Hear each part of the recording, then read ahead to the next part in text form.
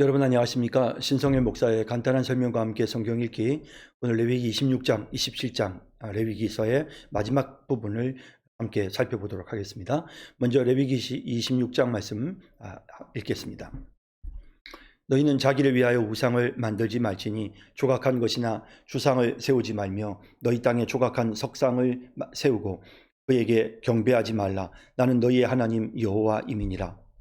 너희는 내 안식일을 지키며 내 성소를 경외하라. 나는 여호와이니라. 너희가 내 규례와 계명을 준행하면 내가 너희에게 철따라 비를 주리니 땅은 그 산물을 내고 밭에 나무는 열매를 맺으리라. 너희의 타작은 포도 딸 때까지 미치며 너희의 포도 따는 것은 파종할 때까지 미치리니 너희가 음식을 배불리 먹고 너희의 땅에 안전하게 거주하리라. 내가 그 땅에 평화를 줄 것인즉 너희가 누울 때에 너희를 두렵게 할 자가 없을 것이며 내가 사나운 짐승을 그 땅에서 제할 것이요 칼이 너희의 땅에 두루 행하지 아니할 것이며 너희의 원수들을 쫓으리니 그들이 너희 앞에서 칼에 엎드러질 것이라.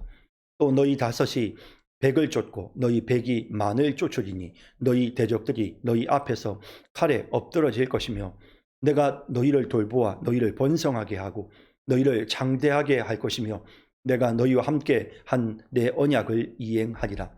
너희는 오래 두었던 묵은 곡식을 먹다가 새 곡식으로 말미암아 묵은 곡식을 치우게 될 것이며 내가 내 성막을 너희 중에 세우리니 내 마음이 너희를 싫어하지 아니할 것이며 나는 너희 중에 행하여 너희 하나님이 되고 너희는 내 백성이 될 것이니라. 나는 너희를 애굽 땅에서 인도해 내어 그들에게 종된 것을 면하게 한 너희의 하나님 여호와이니라. 내가 너희의 멍에의 빗장을 부수고 너희를 바로 서서 걷게 하였느니라. 그러나 너희가 내게 청종하지 아니하여 이 모든 명령을 준행하지 아니하며 내 규례를 멸시하며 내 마음에 내 법도를 싫어하여 내 모든 계명을 준행하지 아니하며 내 언약을 배반할진대 내가 이같이 너희에게 행하리니 곧 내가 너희에게 놀라운 재앙을 내려 폐병과 열병으로 눈이 어둡고 생명이 쇠약하게 할 것이요 너희가 파종한 것은 헛되리니 너희의 대적이 그것을 먹을 것임이며 내가 너희를 치리니 너희가 너희의 대적에게 패할 것이요 너희를 미워하는 자가 너희를 다스릴 것이며 너희는 쫓는 자가 없어도 도망하리라. 또 만일 너희가 그렇게까지 되어도 내게 청종하지 아니하면 너희의 죄로 말미암아 내가 너희를 7배나 더 징벌하리라. 내가 너희의 세력으로 말미암은 교만을 꺾고 너희의 하늘을 철과 같게 하며 너희 땅을 놋과 같게 하리니 너희의 수고가 헛될지라 땅은 그 산물을 내지 아니하고 땅의 나무는 그 열매를 맺지 아니하리라.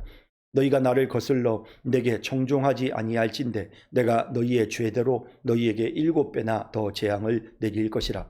내가 들짐승을 너희 중에 보내리니 그것들이 너희의 자녀를 움키고 너희 가축을 멸하며 너희의 수효를 줄이리니 너희의 길들이 황폐하리라.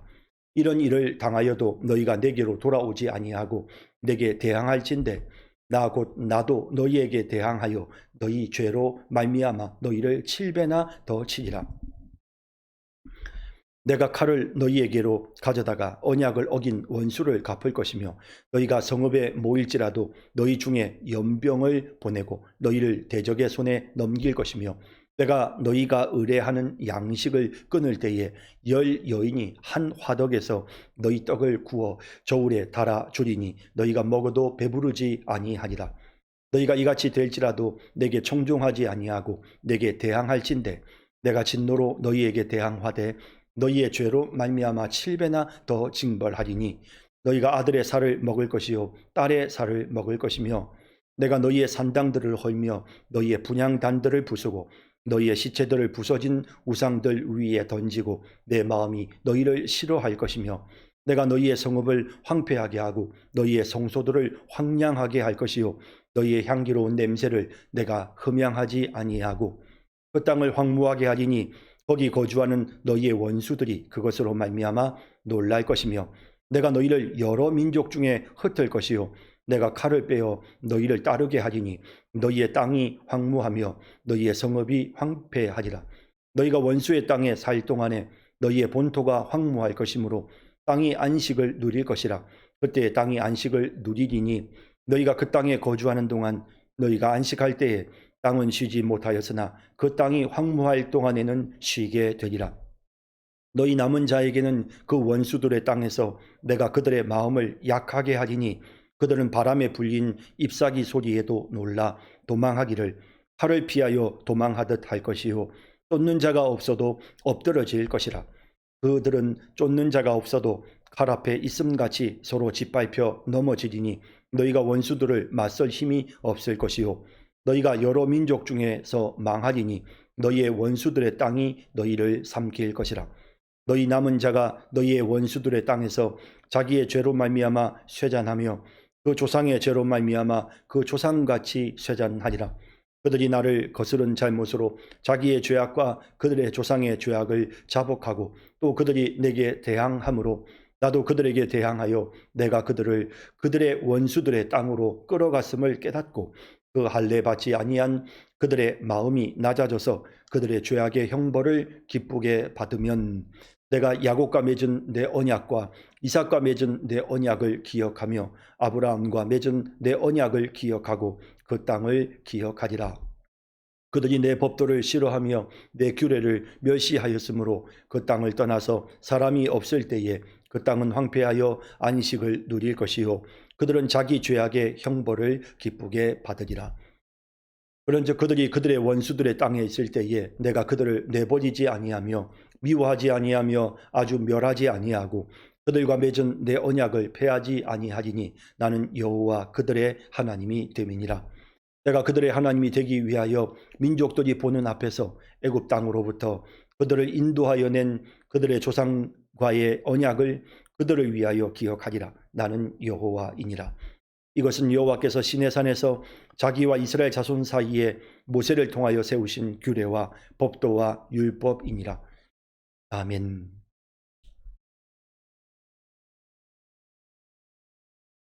네, 레위기 26장에 나오는 내용은 그동안 하나님께서 주셨던 그 율법의 내용을 이스라엘 백성들이 그대로 순종하면 하나님께서 어떤 복을 주시는지, 또 그들이 그 율법을 순종하지 아니하면 하나님께로부터 어떤 책망과 심판을 받게 되는지에 대해서 명확하게 예언하고 있는 그런 말씀입니다. 사실 이 레위기 26장의 이 기록은 모세가 기록을 한 것이고, 그러니까 이스라엘 백성들은 이제 가나안 땅에 들어가기 전에 이 하나님의 명령의 말씀을 받게 되는데요. 그런데 BC 1400년경에 정말 이 말씀이 선포가 되고 기록이 되어졌는데 그 이후에 정말 구약시대 동안 계속해서 1400여 년에 1500여 년의 그 이스라엘 역사 속에서 정말 이 예언에 나오는 말씀 그대로 진행이 되는 그런 내용을 우리가 보게 됩니다. 자, 어떻게 말씀하시는지 이제 그 내용을 한번 살펴보겠습니다. 너희는 자기를 위하여 우상을 만들지 말지니 조각한 것이나 우상을 세우지 말며 주상을 세우지 말며, 그러니까 조각한 것도 만들지 말고 또 주물을 부어 가지고 만든 우상도 세우지 말며 너희 땅에 조각한 석상을 세우고 그에게 경배하지 말라. 석상을 세우는 것도, 그러니까 다시 말하자면 어떤 형태의 우상도 만들지 말도록 하나님께서 엄히 명령하시고 있는 내용을 보게 됩니다. 나는 너희 하나님 여호와임이니라. 너희는 내 안식일을 지키며 내 성소를 경외하라. 나는 여호와임이니라. 그래서 안식일을 반드시 지켜야 됐고, 또 이 성소를 경외한다는 말은 하나님이 임재해 계시는 거룩한 성전, 성소를 항상 귀하게 여기고, 그리고 무엇보다 그 안에서 이루어지는 모든 제사, 그 모든 제사 행위를 하나님의 말씀에 따라서 정말 순종하면서 제사를 드려야 한다라는 이런 강조의 메시지입니다. 그러면서 나는 여호와이니라. 뭔가를 강조하실 때마다 이 말을 선포하고 너희들에게 명령하는 존재가 바로 나다.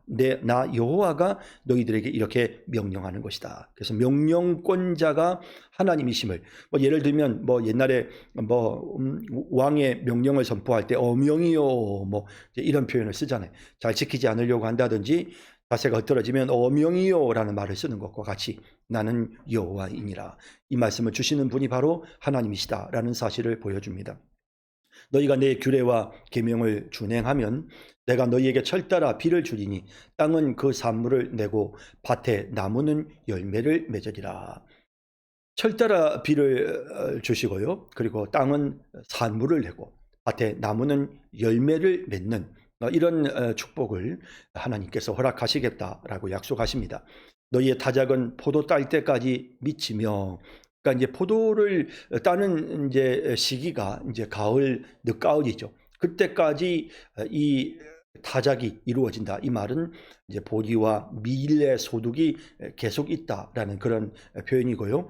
너희의 포도 따는 것은 파종할 때까지 미치리니 너희가 음식을 배불리 먹고, 자, 그렇게 해서 포도를 계속해서 겨울에 파종을 하게 되는데 겨울에 파종하기 전까지 포도를 따게 되는, 그러니까 열매가 그치지 않도록 하나님께서 곡식을 주시고 과일을 주시는, 그럼으로써 그 백성들이 풍성한 복을 받아 누릴 것에 대하여 말씀하십니다.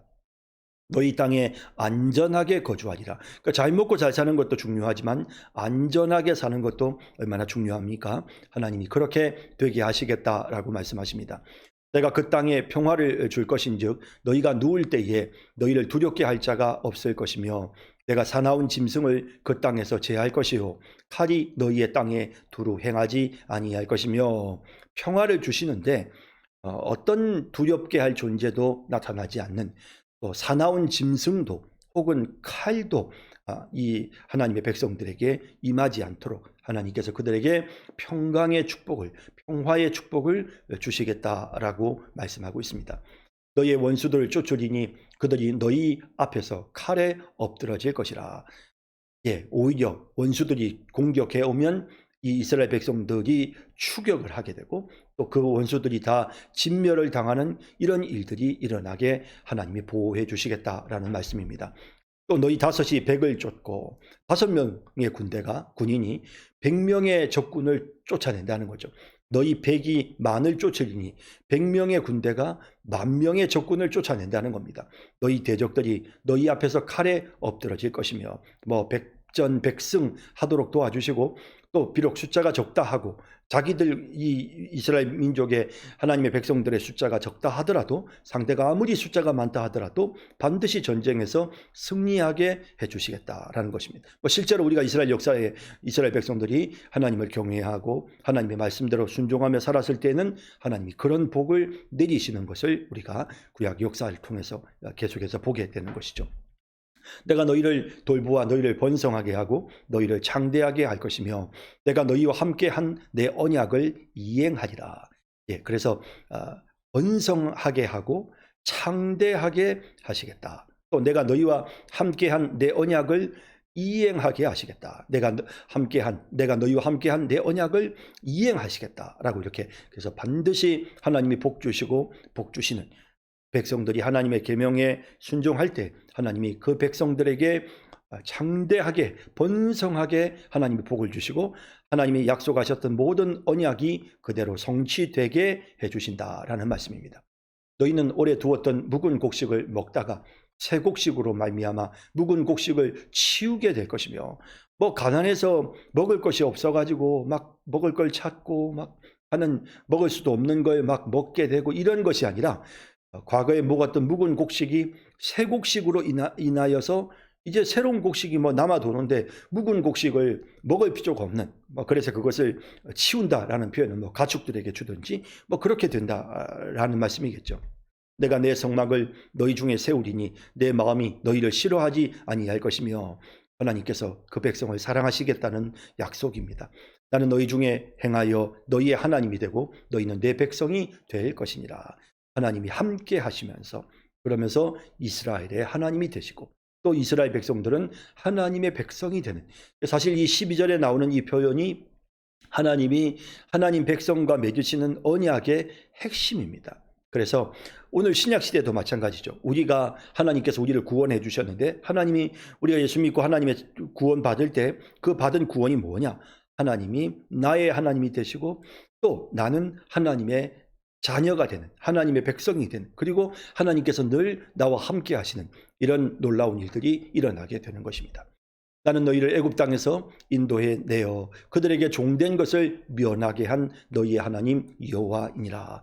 이스라엘을 애굽에서부터 건져 주신 하나님, 구원해 내신 자유를 주신 그 하나님이 함께해 주시고 그 하나님이 이스라엘 백성들의 하나님이 돼 주신다는 겁니다. 내가 너희의 멍에의 빗장을 부수고 너희를 바로 서서 걷게 하였느니라. 이스라엘 백성들이 애굽에서 종이 되어서 멍에 매여 살았고 그들이 제대로 걷지 못했을 때 하나님이 그들을 제대로 걸을 수 있도록 축복해 주셨다라는 말씀이죠. 그러나 너희가 내게 청종하지 아니하여 이 모든 명령을 준행하지 아니하며 내 규례를 멸시하며 마음에 내 법도를 싫어하여 내 모든 계명을 준행하지 아니하며 내 언약을 배반할진대. 자, 이제 앞에는 하나님을 경외하고 여호와를 경외하고 성소를 경외하며 하나님의 법도대로 행하였을 때 누리는 축복이었다면 여기 15절 이하에 나오는 내용은 하나님의 법도대로 행하지 아니할 때 하나님의 모든 규례와 명령을 멸시하고 싫어하고 하나님의 언약을 배반하는 이와 같은 일을 하게 되었을 때 그들이 어떤 결과에 이르게 되는지 하나님께서 그들에게 어떤 벌을 내리시는지에 대한 그런 내용이 기록이 되어 있습니다. 보시죠. 내가 이같이 너희에게 행하리니 곧 내가 너희에게 놀라운 재앙을 내려 폐병과 열병으로 눈이 어둡고 생명이 쇠약하게 할 것이요 너희가 파종한 것은 헛되리니 너희의 대적이 그것을 먹을 것임이며. 네, 몸의 건강이 좋지 못한 것이죠. 재앙으로 인해서 폐병과 열병이 나오게 되고 또 생명이 쇠약해지고 눈이 어두워지고 건강하지 않은 모습을 보여주는 것입니다. 또 너희가 씨를 뿌려도 헛되니 너희의 대적이 그것을 먹는 그런 비참한 결과에 이르게 된다라는 말씀입니다.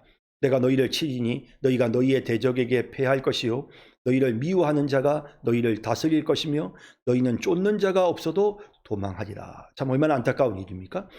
뒤쫓는 자가 없어도 도망칠 수밖에 없는, 전쟁을 하면 100번을 싸워도 100번 다 패할 수밖에 없는 이러한 모습이 되게 된다라는 말씀입니다.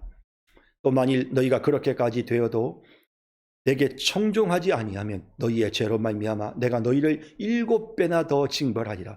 자, 이렇게 해서 하나님이 먼저 채찍을 드시고 그 백성들에게 교훈을 하시면서 깨닫게 해주시는 건데요.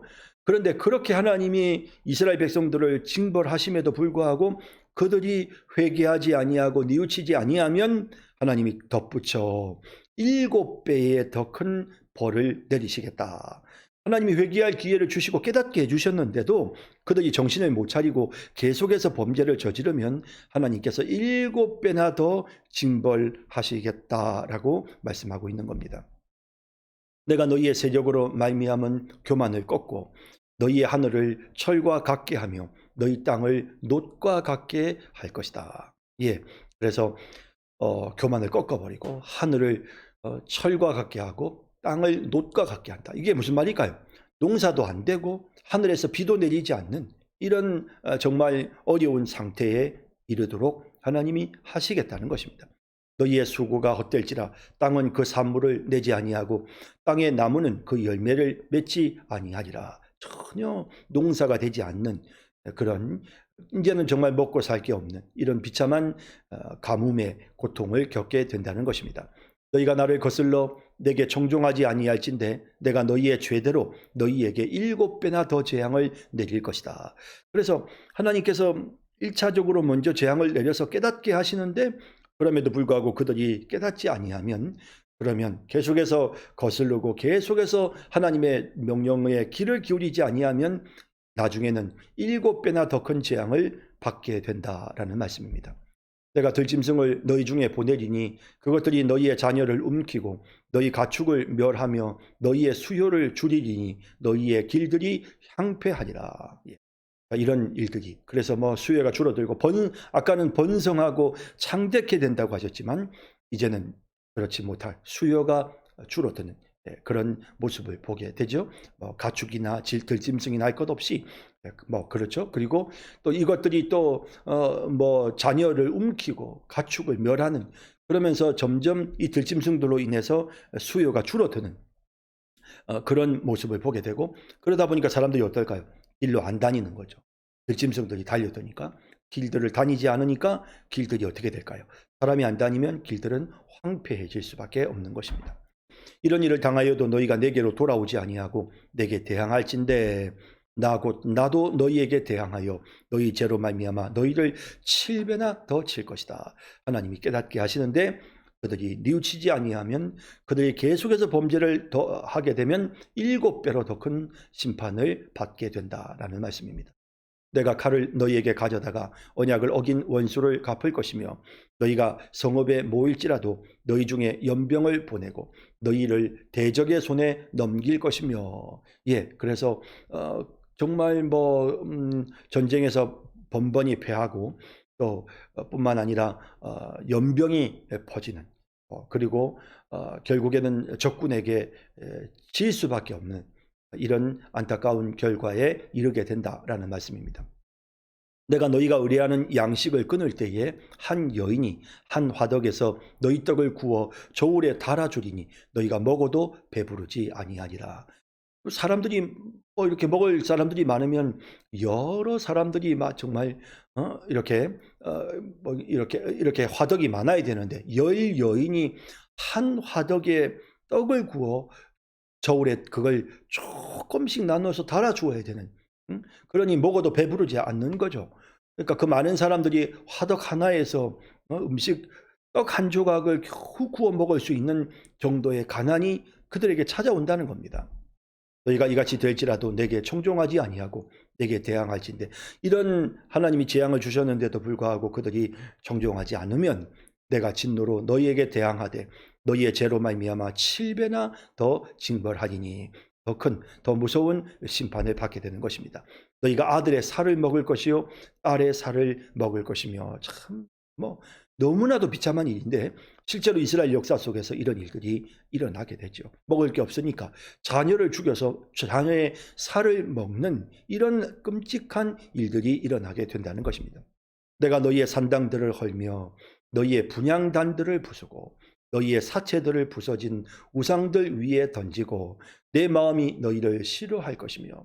그래서 분향단들을 부수고 산당을 헐고 그리고 시체들을 부서진 우상들 위에 던지고, 그러면서 이 백성들을 싫어하는, 그러니까 결국 이들의 범죄가 이렇게 우상 숭배와 관련이 되어져 있고, 그래서 하나님이 심판하실 때에 그 우상 숭배를 행했던 곳을 하나님이 심판하시는 이런 일들이 일어나게 된다는 것입니다. 내가 너희의 성읍을 황폐하게 하고 너희의 성소들을 황량하게 할 것이요 너희의 향기로운 냄새를 내가 흠양하지 아니하고. 뭐 이렇게 우상을 숭배하는 이런 상태에서 혹시 백성들이 하나님 앞에 무슨 제물을 드린다 하더라도 하나님께서 그걸 받지 않으신다는 것이죠. 그 땅을 황무하게 하리니 거기 거주하는 너희의 원수들이 그것으로 말미암아 놀랄 것이며. 땅이 완전히 황무하게 된 걸 보고는 그 땅을 점령하러 온 원수들이 보고, 아유 세상에, 이 이스라엘 나라가, 이 성읍들이 왜 이렇게 다 무너져 버렸지? 그들조차도 놀랄 정도로, 적군도 와서 보고는 놀랄 만큼 그 정도로 황폐하여지도록 하나님이 하시겠다는 것입니다. 내가 너희를 여러 민족 중에 흩을 것이요 내가 칼을 빼어 너희를 따르게 하리니. 칼이 막 뒤쫓아오는 거죠. 그리고 민족 중에 흩어진다, 포로가 되어 끌려가는 이런 안타까운 일이 일어납니다. 너희의 땅이 황무하며 너희의 성읍이 황폐하리라. 이스라엘 백성들이 결국에는 범죄를 저지름으로 말미암아 북이스라엘은 아수르의 멸망을 당하고 포로로 끌려가고, 남유다는 바벨론의 멸망을 당하고 포로로 끌려가는 이런 일들이 일어나지 않습니까? 이제 그런 부분들을 말씀하고 있는 겁니다.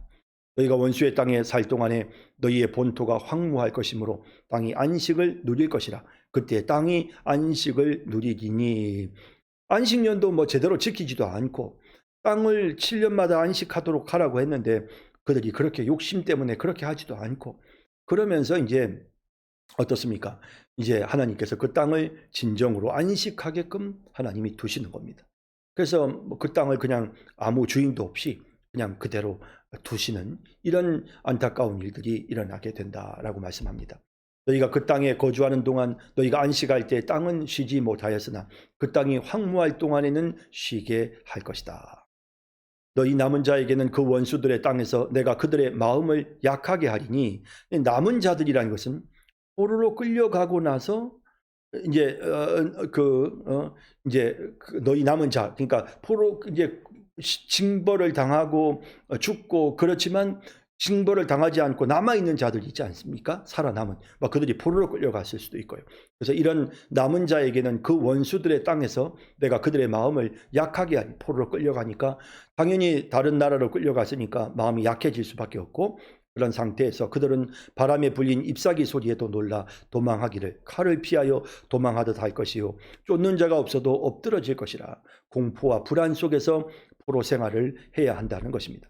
그들은 쫓는 자가 없어도 칼 앞에 있음 같이 서로 짓밟혀 넘어지리니 너희가 원수들을 맞설 힘이 없을 것이요 너희가 여러 민족 중에서 결국에는 망하리니 너희의 원수들의 땅이 너희를 삼킬 것이다. 그 원수들의 땅에서 결국에는 망하게 되는 참 이런 비참한 결과에 이르게 될 것이다 라는 거죠. 뭐 사실 유태민족들이 보면 지난 2000년 동안에도 정말 이 구약에 나오는 내용처럼 그렇게 되죠. 구약에 나오는 내용들이 그대로 성취가 되었다. 그 민족에게는 이 구약을 붙잡고 사는 이 유대민족에게는 이 내용들이 그대로 성취가 된 것입니다. 너희 남은 자가 너희의 원수들의 땅에서 자기의 죄로 말미암아 쇠잔하며, 그러니까 남아있는 자가 원수들의 땅에서 결국에는 약해지게 되고 그 조상의 죄로 말미암아 그 조상같이 쇠잔할 것이다. 그들이 나를 거스른 잘못으로 자기의 죄악과 그들의 조상의 죄악을 자복하고 또 그들이 내게 대항함으로 나도 그들에게 대항하여 내가 그들을 그들의 원수들의 땅으로 끌어갔음을 깨닫고 그 할례받지 아니한 그들의 마음이 낮아져서 그들의 죄악의 형벌을 기쁘게 받으면, 이제 그런 가운데서 그들이 고통과 괴로움을 겪다가 비로소 그들이 이제 마음이 낮아져서 비로소 자신들의 죄악을 깨닫고 이제 하나님 앞에서 그 고통당하는 죄악을 기쁘게 받는 거죠. 그러니까 매를 맞더라도 달게 매를 맞는 것입니다. 그렇게 되면 내가 야곱과 맺은 내 언약과 이삭과 맺은 내 언약을 기억하며 아브라함과 맺은 내 언약을 기억하고 그 땅을 기억할 것이다. 뭐 포로로 끌려갔다 하더라도 어디서든지 그들이 뉘우치기만 하면 자비를 베푸시는 하나님이시다라는 사실을 분명히 보여줍니다. 그들이 내 법도를 싫어하며 내 규례를 멸시하였으므로 그 땅을 떠나서 사람이 없을 때에 그 땅은 황폐하여 안식을 누릴 것이요 그들은 자기 죄악의 형벌을 기쁘게 받는, 땅은 주인이 없는 상태에서 안식을 누리게 되고, 그리고 이 백성들은 포로로 끌려가서 그 끌려간 곳에서 자신의 죄악을 달게 받는 이런 일들이 일어나게 됩니다. 그런즉 그들이 그들의 원수들의 땅에 있을 때에 내가 그들을 내버리지 아니하나. 자, 이렇게 뉘우치는 거죠. 깨닫고 고난을 달게 받는 겁니다. 그러면 어떻게 하신다고요? 내가 그들을 내버리지 아니하며 미워하지 아니하며 아주 멸하지 아니하고 그들과 맺은 내 언약을 폐하지 아니하리니 나는 여호와 그들의 하나님이 됨이니라. 그들이 다시 돌아서기만 하면 하나님은 다시 그 언약을 기억하신다는 겁니다. 내가 그들의 하나님이 되기 위하여 민족들이 보는 앞에서 애굽 땅으로부터 그들을 인도하여 낸 그들의 조상과의 언약을 그들을 위하여 기억하리라. 나는 여호와이니라.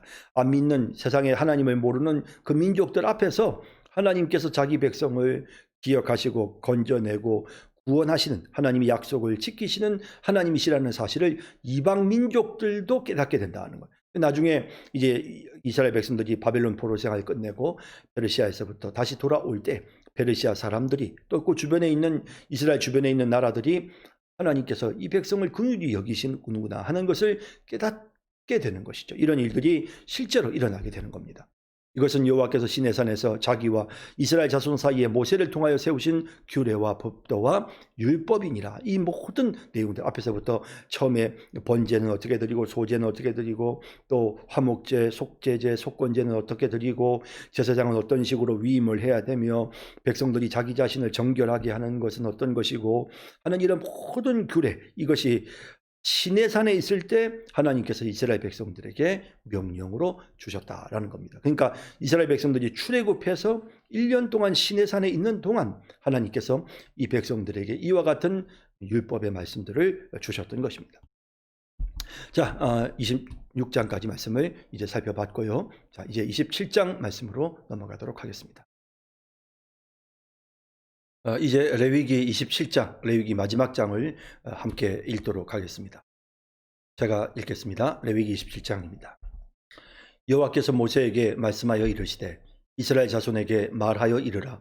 만일 어떤 사람이 사람의 값을 여호와께 드리기로 분명히 서원하였으면 너는 그 값을 정할지니 내가 정한 값은 20살로부터 60살까지는 남자면 송소의 세겔로 은 50세겔로 하고 여자면 그 값을 30세겔로 하며 5살로부터 20살까지는 남자면 그 값을 20세겔로 하고 여자면 10세겔로 하며 1개월로부터 5살까지는 남자면 그 값을 은 5세겔로 하고 여자면 그 값을 은 30세겔로 하며 60살 이상은 남자면 그 값을 15세겔로 하고 여자는 10세겔로 하라. 그러나 소원자가 가난하여 내가 정한 값을 감당하지 못하겠으면 그를 제사장 앞으로 데리고 갈 것이요 제사장은 그 값을 정하되 그 소원자의 형편대로 값을 정할지니라. 사람이 소원하는 예물로 여호와께 드리는 것이 가축이면 여호와께 드릴 때는 다 거룩하니 그것을 변경하여 우열간 바꾸지 못할 것이요 혹 가축으로 가축을 바꾸면 둘 다 거룩할 것이며 부정하여 여호와께 예물로 드리지 못할 가축이면 그 가축을 제사장 앞으로 끌어갈 것이요 제사장은 우열간에 값을 정할지니 그 값이 제사장의 정한 대로 될 것이며 만일 그가 그것을 물으려면 내가 정한 값에 그 5분의 1을 더할지니라. 만일 어떤 사람이 자기 집을 성별하여 여호와께 드리려 하면 제사장이 그 우열간에 값을 정할지니 그 값은 제사장이 정한 대로 될 것이며 만일 그 사람이 자기 집을 물으려면 내가 값을 정한 돈에 그 5분의 1을 더할지니 그리하면 자기 소유가 되리라. 만일 어떤 사람이 자기 기업된 밭 얼마를 성별하여 여호와께 드리려 하면 마지기 수대로 내가 값을 정하되 보리 한 호멜지기에는 은 50세겔로 계산할지며 만일 그가 그 밭을 신년부터 성별하여 드렸으면 그 값을 내가 정한 대로 할 것이요 만일 그 밭을 신년 후에 성별하여 드렸으면 제사장이 다음 신년까지 남은 연수를 따라 그 값을 계산하고 정한 값에서 그 값에 상당하게 감할 것이며 만일 밭을 성별하여 드린 자가 그것을 물으려면 내가 값을 정한 돈에 그 5분의 1을 더할지니 그리하면 그것이 자기 소유가 될 것이요 만일 그가 그 밭을 무르지 아니하려거나 타인에게 팔았으면 다시는 무르지 못하고 신년이 되어서 그 밭이 돌아오게 될 때에는 여호와께 바친 성물이 되어 영영이 드린 땅과 같이 제사장의 기업이 될 것이며 만일 사람에게 샀고 자기 기업이 아닌 밭을 여호와께 성별하여 드렸으면 너는 값을 정하고 제사장은 그를 위하여 신년까지 계산하고 그는 내가 값을 정한 돈을 그날에 여호와께 드려 성물로 삼을지며 그가 판 밭은 신년에 그 판 사람 곧 그 땅의 원주인에게로 되돌아 갈지니라. 또 내가 정한 모든 값은 송소의 세겔로 하되 20게라를 한 세겔로 할지니라. 오직 가축 중에 처음 난 것은 여호와께 드릴 첫 것이라.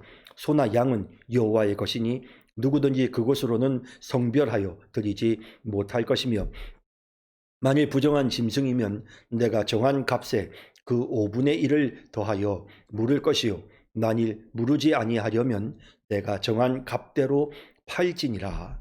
어떤 사람이 자기 소유 중에서 오직 여호와께 온전히 바친 모든 것은 사람이든지 가축이든지 기업에 바치든지 팔지도 못하고 무르지도 못하나니 바친 것은 다 여호와께 지극히 거룩함이며 온전히 바쳐진 그 사람은 다시 무르지 못하나니 반드시 죽일지니라.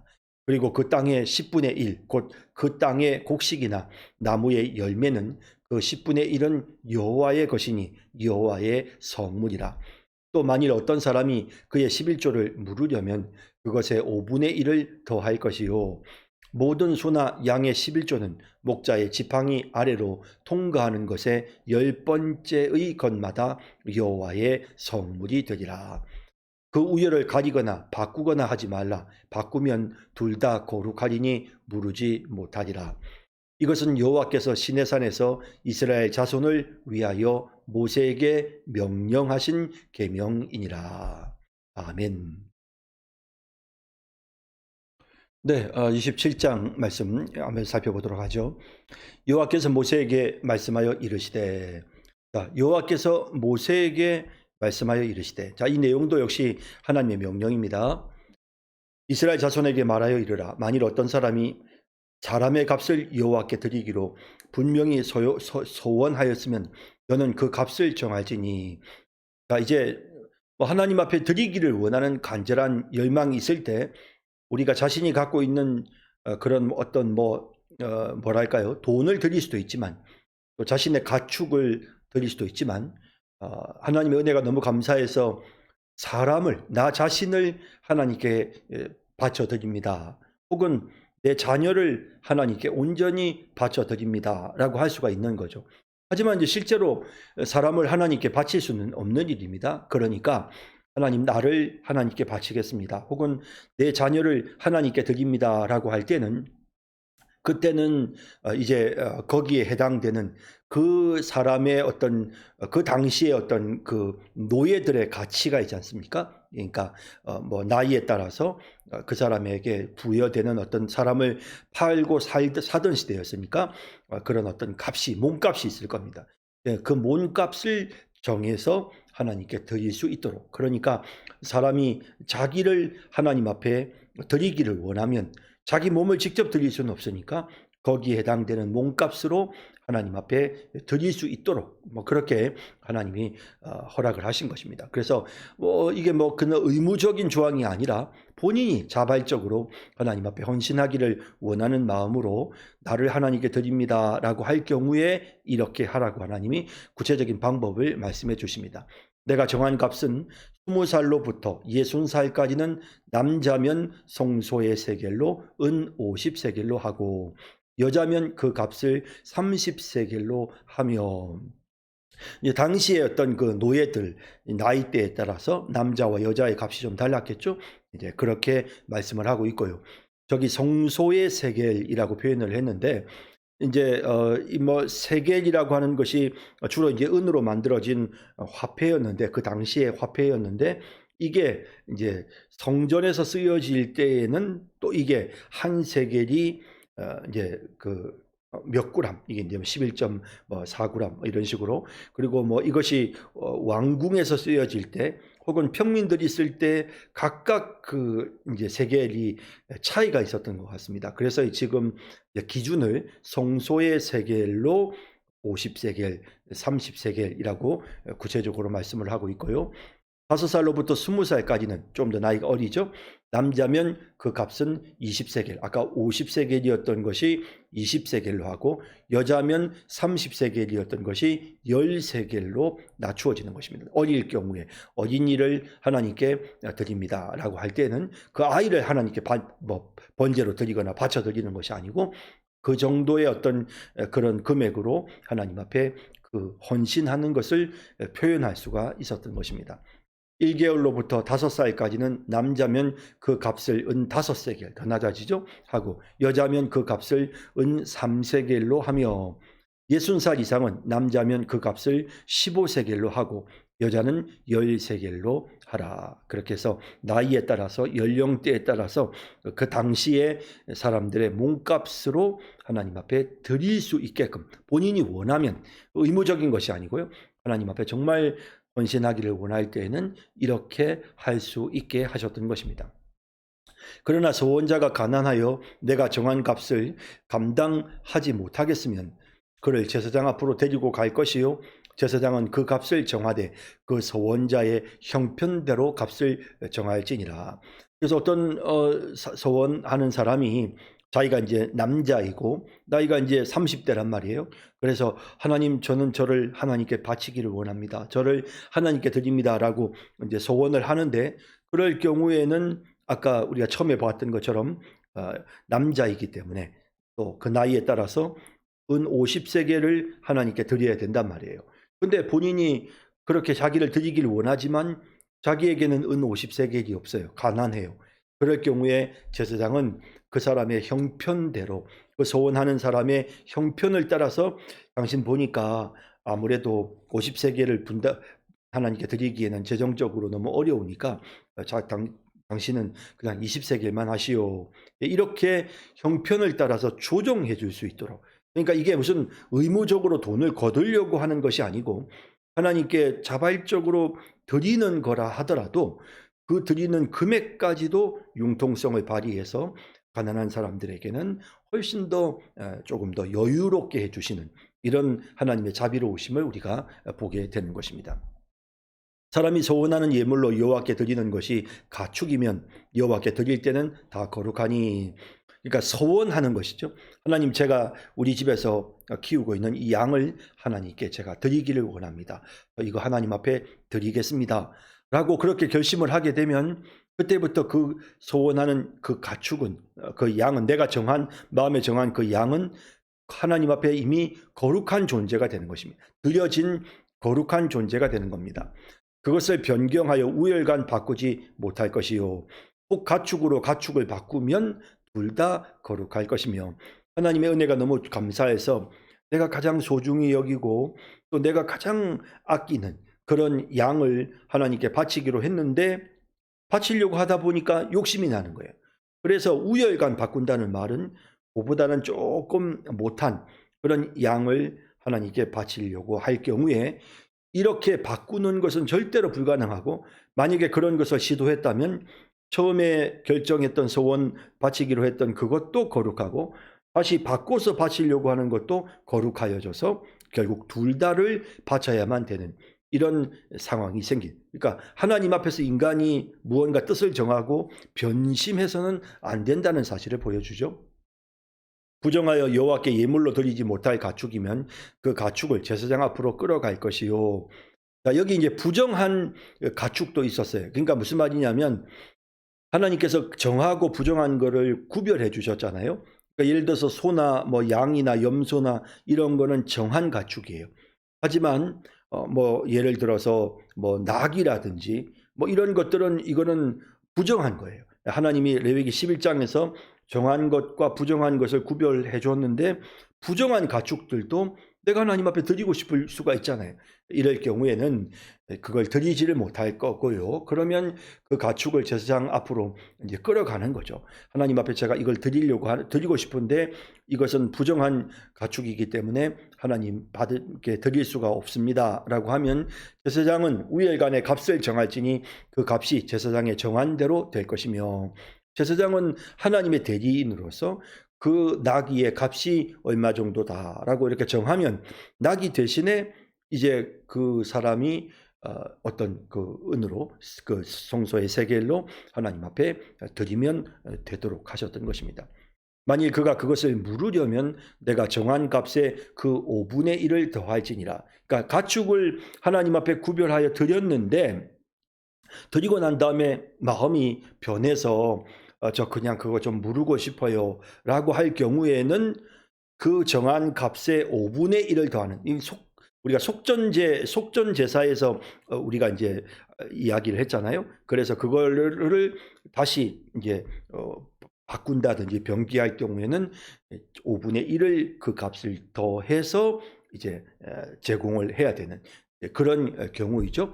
이건 이제 뭐 개인적으로 이제 욕심이 나서 다른 가축으로 좀 열등한 것으로 바꿔치기 하는 그런 개념이 아니고 정식으로 내가 하나님 앞에 이 양을 바쳤는데 바치고 나니 가족들 모두가 다 그 양이 너무 소중해서 그것을 좀 물러야 되겠습니다. 라고 그렇게 할 수가 있는 거죠. 그럴 경우에는 그 양의 값에 5분의 1을 더해서 하나님께 드림으로써 그것을 이렇게 물을 수가 있었다는 겁니다. 만일 어떤 사람이 자기 집을 성별하여 여호와께 드리려 하면 제사장이 그 우열간의 값을 정할지니 그 값은 제사장이 정한 대로 될 것이며 하나님의 은혜가 너무 커서 제가 사는 집을 하나님께 바치고 싶습니다. 이렇게 바칠 수가 있는 거죠. 뭐 의무적으로 해야 되는 게 아니고 시키는 것도 아니지만 본인이 하나님의 은혜에 감사해서 내 집을 하나님께 바치겠습니다 할 수 있죠. 그런데 그렇게 바칠 때 그럼 집을 그러면 어떻게 바칩니까? 통째로 뭐 방법이 없잖아요. 그럴 경우에는 제사장이 그 집을 보고 값을 정해주면 그러면 이제 그 값에 해당되는 것을 정한 값을 하나님께 드림으로써 집을 하나님께 구별하여 드리는 수가 있었던 것입니다. 만일 그 사람이 자기 집을 물으려면 뭐 이럴 수도 있겠죠. 그렇게 해서 하나님께 드렸는데 드리고 나서 정말 이 집이 이제는 우리에게 너무 필요합니다. 뭐 이럴 수가 있겠죠. 그럴 경우에는 내가 값을 정한 돈에 그 5분의 1을 더하지니 그리하면 자기 소유로 돌아오게 된다라는 거고요. 만일 어떤 사람이 자기 기업된 밭 얼마를 성별하여 여호와께 드리려 하면 뭐 밭을 성별하여 드리려고 할 때 어떻게 그러면 그 밭을 뭐 하나님께 바쳐 드리기로 했는데 그러면 이제 그 값을 정해야 되잖아요. 그 값을 마지기 수대로 그러니까 거기에 씨를 뿌리는 그러니까 여기에 이 땅, 이 노는 이 밭은 몇 마지기 정도의 소출을 거둘 수 있다. 뭐 우리가 이렇게 말하잖아요. 그러니까 그 수확량에 따라서 내가 값을 정하되 보리 한 호멜 지기에는 보리 한 호멜 농사를 지을 수 있는 그런 땅에는 은 50세겔로 그것을 그 땅값을 계산을 하라라고 말씀을 하시죠. 만일 그가 그 밭을 희년부터 성별하여 드렸으면 그 값을 내가 정한 대로 할 것이고 희년이 되었을 때 성별하여 드렸으면 그러면 그냥 그 값은 그대로 왜냐하면 다음번 희년까지 50년 동안은 그냥 하나님께 드리는 것이니까요. 그러니까 그 값을 그대로 정한 대로 그냥 그 땅 그 값 아까 한 마지기에 50세겔 말씀드렸잖아요. 그렇게 이제 하면 되는 거고 만일 그 밭을 희년 후에 성별하여 드렸으면 제사장이 다음 희년까지 남은 연수를 따라 그 값을 계산하고 희년까지 남은 기간 이제 우리가 희년 앞에서 배웠지 않습니까? 그래서 희년이 되면 다시 돌려주잖아요. 하나님께 바쳤다 해도 이것도 역시 마찬가지로 본인들에게 다시 돌려주는 거예요. 땅은 무조건 이제 이게 남에게 소유로 넘어가는 것이 아니고 이것은 하나님이 본래 주셨던 그 조상들, 그 후손들에게로 돌아가는 겁니다. 그래서 이제 이렇게 해야 되니까 신년까지 남은 기간이 얼마냐에 따라서 뭐 길게는 50년, 짧게는 30년, 20년, 10년, 뭐 1년도 될 수 있겠죠. 그 남은 기간에 따라서 이제 하나님 앞에 그 상당하는 금액을 정해서 그래서 그 금액만큼 하나님 앞에 드리는 겁니다. 하나님 제가 이 땅을 드리겠습니다. 그런데 신년까지 남은 기간이 10년이네요. 하나님 제가 이 땅을 드립니다. 제사장이 10년까지 남은 기간이 10년이네. 그러면 이 땅의 가치는 얼마입니다. 라고 정해주면 그 돈을 하나님께 드림으로써 내가 땅을 하나님께 드린 것으로 하나님이 받으신다는 겁니다. 만일 밭을 성별하여 드린 자가 그것을 물으려면 내가 값을 정한 돈에 그 5분의 1을 더할지니 그리하면 그것이 자기 소유가 될 것이요. 동일하게 물으는 경우가 있을 수 있고요. 그럴 경우에는 5분의 1을 더해서 지불을 해야 했습니다.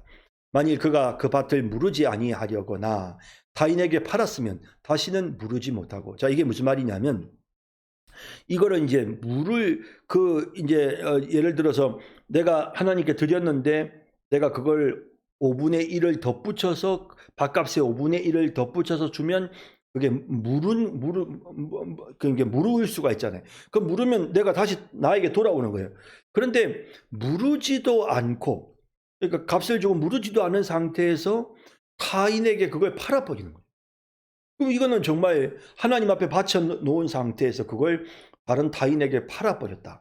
이거는 정말 이거는 중차대한 잘못을 범하는 거죠. 이럴 경우에는 다시는 무르지 못하고, 그러니까 그거는 그냥 이제는 그 사람이 이제 소유 그 사람의 집안으로 돌아갈 수가 없는, 아주 이건 중차대한, 하나님께 바쳐 놓고는 그걸 다른 사람에게 돈을 받고 팔아버렸단 말이에요. 이거는 중차대한 잘못을 범한 거기 때문에 신년이 되어서 그 밭이 돌아오게 될 때에는 여호와께 바친 성물이 되어 영영이 드린 땅과 같이 제사장의 기업이 될 것이며, 그래서 이제 그 땅은 완전히 제사장의 기업이 되고 그 본인에게 돌아갈 수 없는 이런 상황이 되는 것입니다. 만일 사람에게 샀고 자기 기업이 아닌 밭을 여호와께 성별하여 드렸으면, 사람에게 샀고 자기 기업이 아닌 밭, 이거는 좀 돈 많은 사람들은 그럴 수가 있잖아요. 그러니까 이거는 우리 조상 때로부터 물려받은 게 아니고 그냥 누군가가 이제 신년을 앞두고 이제 자기가 이제 그 뭐 경제적인 어려움으로 인해서 땅을 팔았단 말이에요. 그럼 내가 그 땅을 샀어요. 그러니까 신년까지는 나의 권리가 나에게 권리가 있는 겁니다. 그랬을 때 그 땅을 이제 하나님께 저 이거 드리고 싶습니다. 뭐 그럴 수 있겠죠. 그렇게 해서 자기 기업이 아닌 밭을 여호와께 성별하여 드릴 수 있어요. 저는 그렇게 했을 때는 값을 정하고 제사장은 그를 위하여 신년까지 계산을 해서, 그래서 이 땅이 신년까지 얼마 남았으니까 이 땅의 가치가 얼마입니다 라고 대제사장이 정해주면, 그러면 그 돈을 하나님께 드리는 겁니다. 신년까지 계산하고 그는 내가 값을 정한 돈을 그날에 여호와께 드려 성물로 삼을지며, 그가 판 밭은 신년에 그 판 사람 곧 그 땅의 원주인에게로 되돌아갈지니라. 뭐 무슨 말씀인지 이해가 되시죠? 이렇게 해서 다시 그 땅은 무조건 본 주인에게로 돌아가게 되는 것입니다. 또 내가 정한 모든 값은 송소의 세겔로 하되 20게라를 한 세겔로 할지니라. 예, 그렇게 해서 이걸 11.4g 정도의 이게 한 세겔이거든요. 그러니까 그런 정도, 그게 또 20게라입니다. 그것을 성소의 세겔로 딱 기준을 정해 주셨습니다. 오직 가축 중에 처음 난 것은 여호와께 드릴 첫 것이라. 소나 양은 여호와의 것이니 누구든지 그것으로는 성별하여 드리지 못할 것이며. 자, 이게 무슨 말이냐면 첫 것은 원래 하나님의 것입니다. 그러니까 이스라엘 백성들이 이스라엘 백성들이 출애굽할 때 마지막 10번째 재앙이 첫 태생을 하나님이 멸하실 때, 그때 하나님이 문설주와 임방의 어린 양의 피를 보시고 초태생을 멸하지 않으셨죠. 그러면서 하나님이 첫 것은 다 내 것이다 라고 선언하셨습니다. 그렇기 때문에 첫 것은 당연히 하나님의 소유이기 때문에 그것을 제가 하나님께 이거 드리겠습니다, 이렇게 해서는 안 되는 거예요. 그래서 내가 우리 집에서 양을 한 마리 키웠는데 그 양이 처음으로 새끼를 낳았어요. 그러면 그 새끼는 하나님께서 초태생은 하나님의 것이라 정했기 때문에 이건 무조건 하나님의 것이에요. 그래서 하나님, 저 이거를 하나님께 드리겠습니다. 아니, 이건 하나님의 것인데 어떻게 또 하나님께 드려요? 안 되는 거죠. 그래서 이거는 의무적으로 하나님께 소원하여 드리는 것은 본인들이 의무가 없어요. 그냥 하나님의 은혜에 따라서 본인들이 결정해서 드리면 되는 거였지만 초태생은 달랐어요. 이거는 무조건 하나님의 것이었기 때문에 하나님께 드려야만 했습니다. 만일 부정한 짐승이면 내가 정한 값에 그 5분의 1을 더하여 물을 것이요. 부정한 짐승이라는 말은 앞서 제가 말씀드렸죠. 소나 양이나 염소처럼 하나님께 드릴 수 있는 레위기 11장 기준에 있는 그런 것은 그냥 초태생은 무조건 하나님의 것이기 때문에 하나님께 드려야 돼요. 그런데 그게 아니라 예를 들어서 나귀가 새끼를 낳았어요.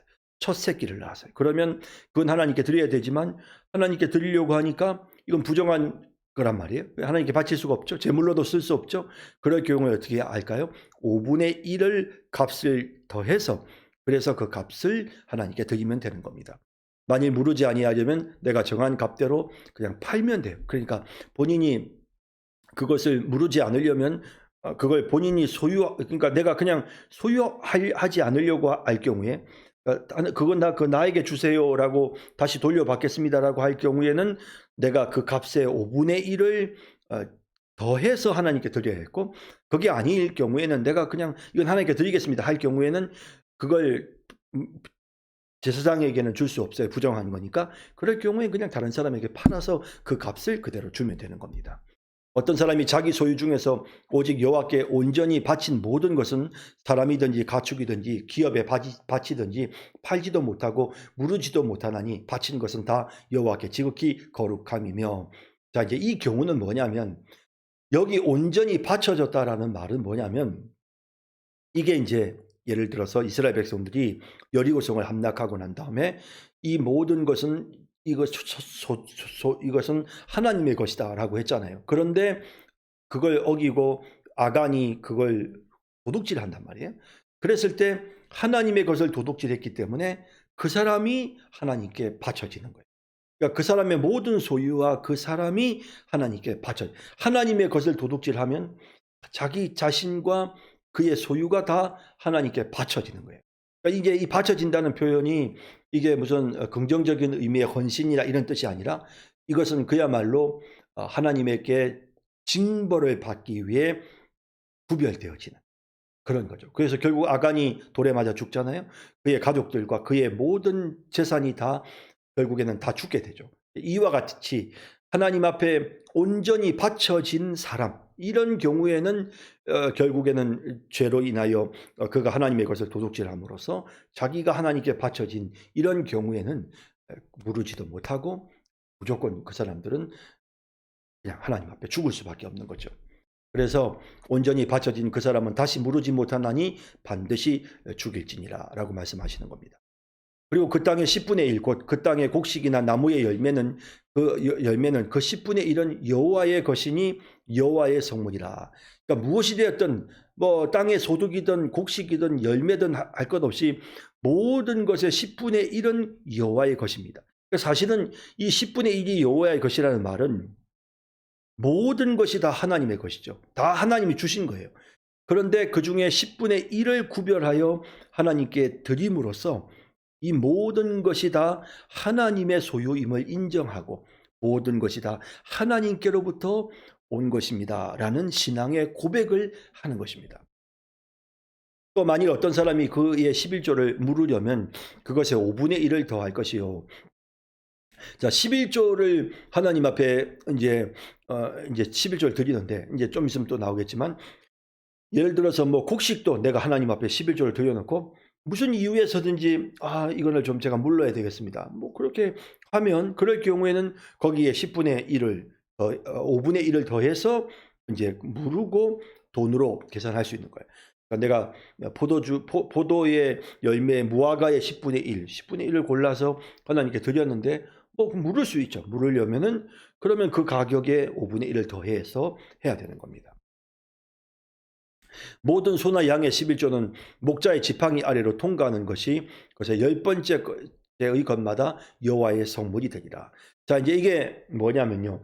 그러면 동물은 어떻게 해야 되느냐? 이제 예를 들어서 뭐 양이 새끼를 10마리를 낳았어요. 그러면 10마리를 낳았는데 11조를 어떻게 해야 되느냐? 11조를 하는 방법이 어떻게 하냐면 그냥 지팡이 아래로 지나가게 하는 거예요. 그랬을 때 하나, 둘, 셋, 넷, 다섯, 여섯, 일곱, 여덟, 아홉, 열. 그거는 하나님께 바치는 거죠. 근데 이제 딱 잡았는데 보니까 그게 너무 정말 건강하고 예쁘고 정말 사랑스럽고 뭐 이런 경우도 생길 수 있잖아요. 그죠? 그 우열을 가리거나 바꾸거나 하지 말라. 바꾸면 둘 다 거룩하리니 무르지 못하리라. 이건 너무 큰데 아까워, 안 되겠다. 이거는 작은 걸로, 조금 작은 걸로 바꿔야지 하고 바꾸면 둘 다 거룩해져서 결국 둘 다 하나님께 바쳐야 되는 이런 형편이 된다는 것이죠. 이것은 여호와께서 시내산에서 이스라엘 자손을 위하여 모세에게 명령하신 계명이니라.